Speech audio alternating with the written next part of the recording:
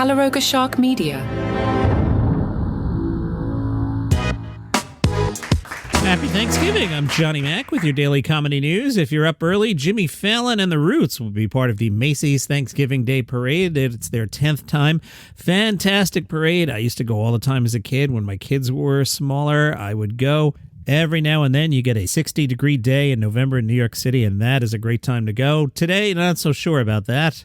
Jimmy's expected to play a few songs from his new album, Holiday Seasoning, which features 2 tracks featuring the Roots. They are Hey Rudy and New Year's Eve Polka 54321. For the first time since 2010, Fallon and the Roots will be on the Santaland Express, which is a train-shaped float that's been part of the Macy's Parade since 1985. The last 2 years, they were on the Winter Wonderland in Central Park float. Fallon teamed up with the Jenny O Turkey brand to donate 15,000 turkeys to the food bank for New York City. That's a good cause. I'll roll with it. I'll read your press release because you did good work here. Jeff Baker is the group vice president of retail marketing at Hormel Foods and said the Jenny O Turkey brand team is thrilled to collaborate with NBC Universal and The Tonight Show starring Jimmy Fallon to ensure that meals get to those in need during the holiday season. This special time of year is about giving to others and showing gratitude, and we have a long-standing tradition of working with organizations throughout the country to provide turkeys to those in need. We hope to make this Thanksgiving a momentous holiday for tens of thousands of families by helping them share a meal with the ones they love.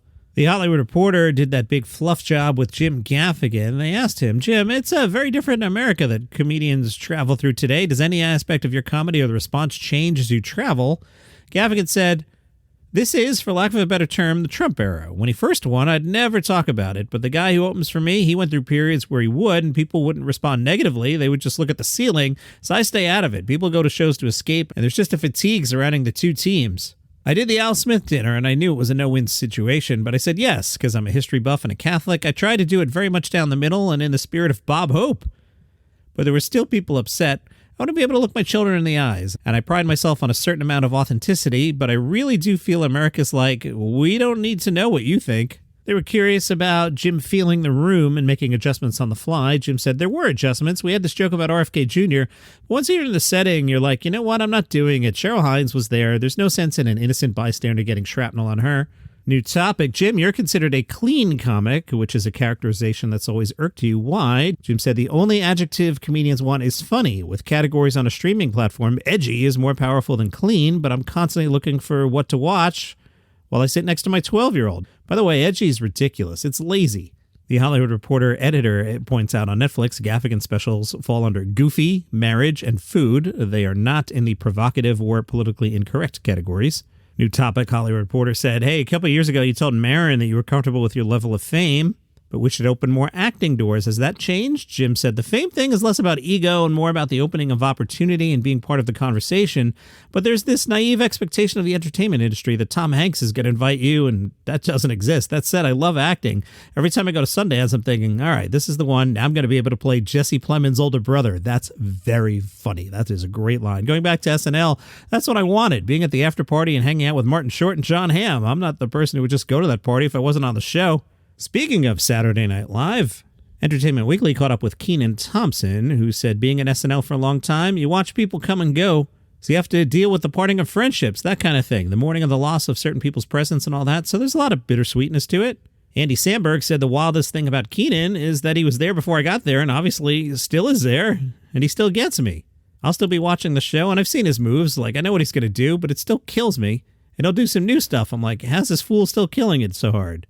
Seth Meyers is petitioning Ben & Jerry's to get his own flavor. Seth said, it would be called a closer lick. We've already mocked up what the container would look like. I've sent it to them. I've called their offices and left dozens of messages.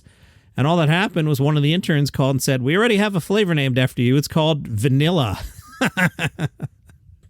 Beetlejuice will stream on Max starting December 6th. I already have it in my calendar. There's so many movies I want to watch. I actually put them on the calendar so that I get around to them. Now, I don't have anything tonight because I have to hang out with family, but let me tell you what I write for. 13 Days is Friday night movie night, and on Saturday I have Die Hard 2 scheduled. Sometimes I ad-lib and wind up watching something else, but that's what's scheduled. Emil Wakim is one of Vulture's comedians you should and will know. They asked him, he'll tell us a story from your childhood that might explain why you ended up being a comedian.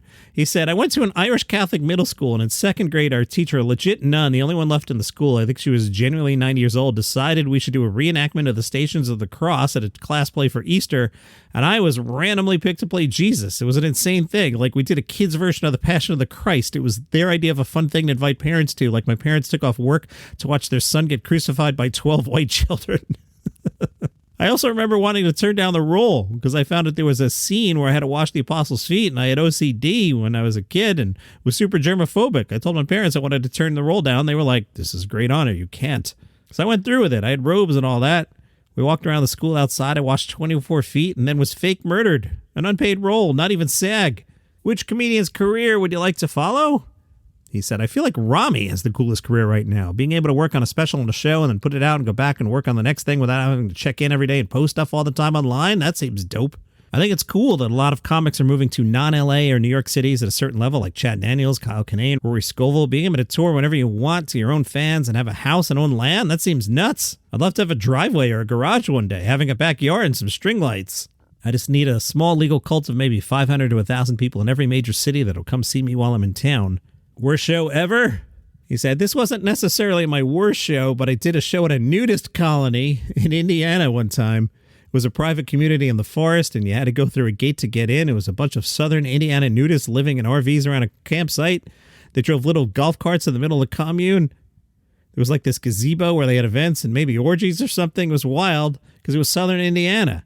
The show ended up being fun. It was like 30 naked 40 to 50-year-olds just sitting around in mismatched chairs in this cabin. I remember the first couple of minutes of my set, I was doing extremely mediocre, and I think it was because they thought I was making fun of their lifestyle, which I was. But then I told them I'll do a strip poker thing, where every time a joke didn't work, I'll take off a piece of clothing, and then I just pulled my pants down around my ankles and did the rest of the set in my boxers. They loved it and were super fun after that because I bought into their thing. The lesson is, always pander to the audience.